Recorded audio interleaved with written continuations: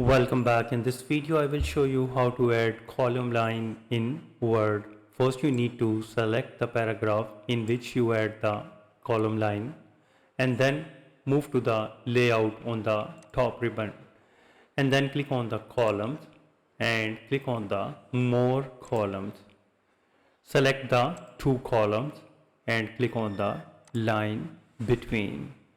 And in the apply to, make sure it should be selected tags and click OK.